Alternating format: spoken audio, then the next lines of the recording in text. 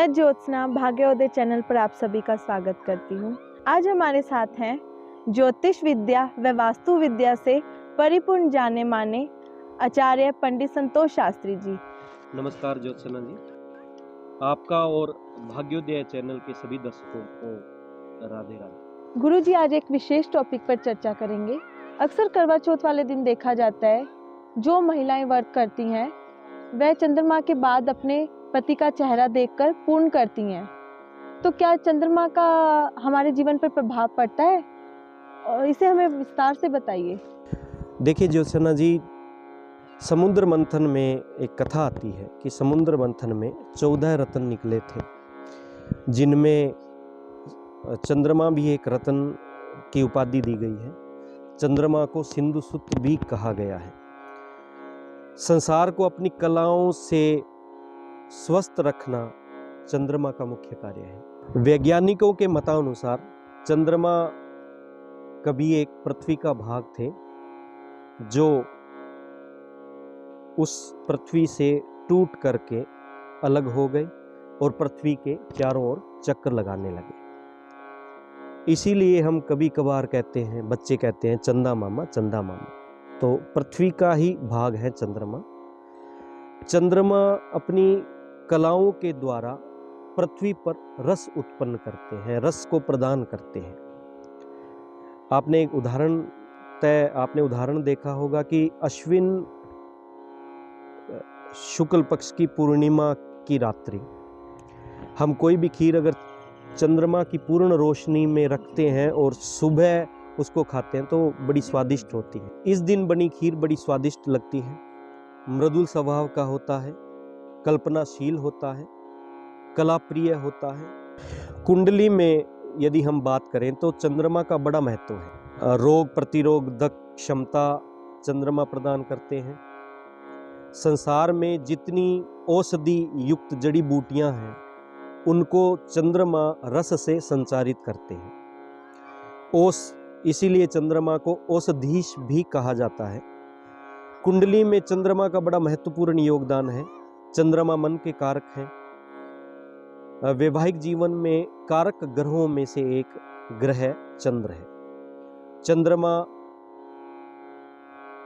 मन के कारक हैं और मन का तार मस्तिष्क से जुड़ा होता है। अगर चंद्रमा खराब है कुंडली में तो मन भी खराब रहेगा, जिससे हमारा मस्तिष्क भी खराब रहेगा। कोई भी सौभाग्यवती स्त्री करवा चौथ के व्रत के दिन चंद्रमा को जल अर्पित इसलिए करती हैं ताकि ये चंद्रमा देव को से मांगती हैं कि हमारे दाम्पत्य जीवन को सदैव सुखी और प्रसन्न बनाए। एक बली चंद्रमा, पति और पत्नी की कुंडली में बली चंद्रमा का बड़ा महत्वपूर्ण योगदान है। यदि ये बली हैं तो उनका दाम्पत्य जीवन बड़ी सरलता, बड़े प्रेम पूर्वक इनका जीवन निकलता है। गुरुजी, अभी आपने जैसा कि बताया बलहीन चंद्रमा और कमजोर चंद्रमा में हमारे जीवन पे क्या प्रभाव पड़ता है? देखिए, कुंडली में यदि चंद्रमा कमजोर है, पीड़ित है, तो व्यक्ति भी कमजोर हो जाता है, मानसिकता से कमजोर हो जाता है।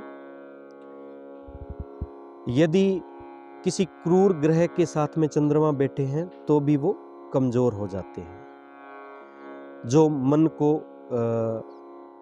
अशांत कर देते हैं। देखना हमें ये है कि किस ग्रह के कारण चंद्रमा कमजोर है। चंद्रमा राहु केतु की वजह से कमजोर हो जाते हैं, जो हमें मानसिक रोग देते हैं। यदि चंद्रमा बहुत ज्यादा कमजोर है तो रोग प्रतिरोधक क्षमता को कम कर देते हैं, जिससे जातक की मृत्यु तक भी हो सकती है यदि चंद्रमा कमजोर है।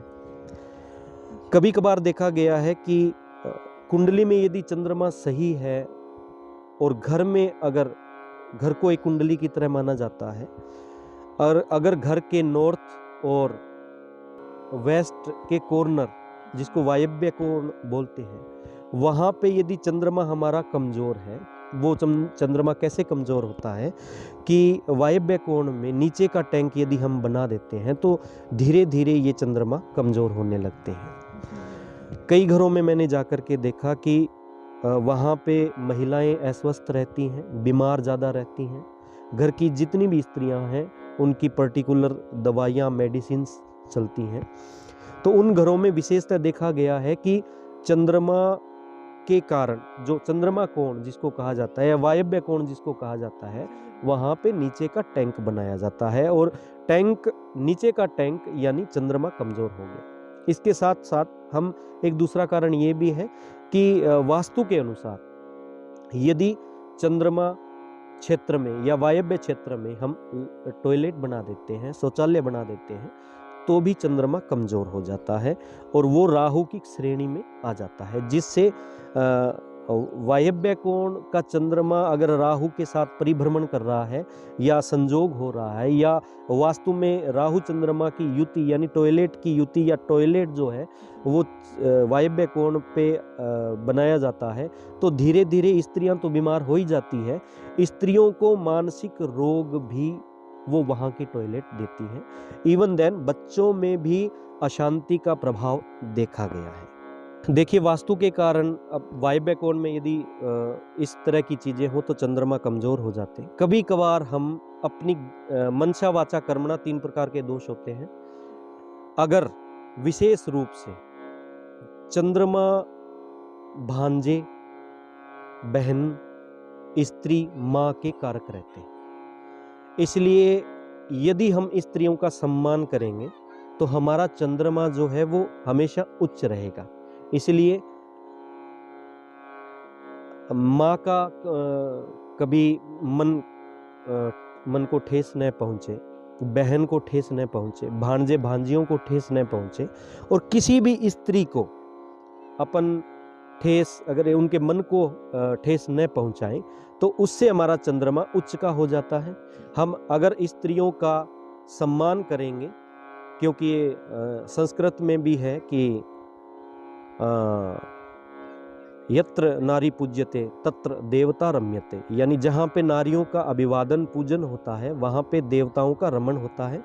तो एक कारक ये भी है कि हम हर स्त्री का सम्मान करें तो हमारा चंद्रमा उच्च रहेगा, हमारा मन बढ़िया रहेगा और मन के तार मस्तिष्क से जुड़े, हमारा मस्तिष्क भी बढ़िया रहेगा, हमारा दाम्पत्य जीवन, हमारी जो व्यापारिक लाइफ है, हमारी प्रोफेशनल लाइफ है, उसमें भी हमारा प्रभाव पड़ेगा। धन्यवाद गुरुजी, आपने विस्तृत जानकारी हमें दी।